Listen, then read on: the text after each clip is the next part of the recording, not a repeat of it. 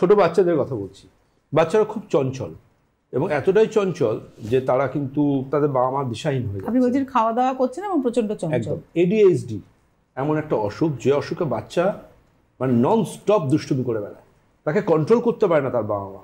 ADHD এমন একটা অসুখ যে অসুখটাকে প্রপারলি কন্ট্রোল করাটা খুব বড় একটা চ্যালেঞ্জ।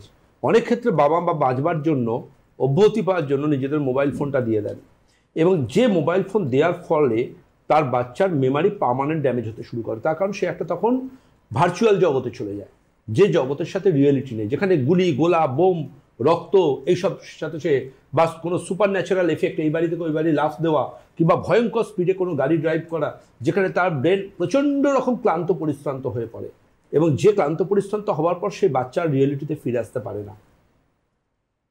এই কারণে একটা ব্রেনের মারাত্মক রকম চাপ থাকে, বাচ্চারা পড়া ভুলতে থাকে।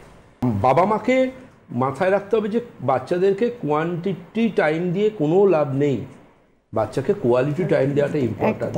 সকাল থেকে বা সন্ধ্যে থেকে আমি বই নিয়ে বাচ্চার পাশে বসে আছি, ওটা ইম্পর্ট্যান্ট নয়। দিনের শেষে বাচ্চার সাথে 10 মিনিট মন খুলে কথা বলাটাই কিন্তু একটা সায়েন্টিফিক প্রপার পেরেন্টিং।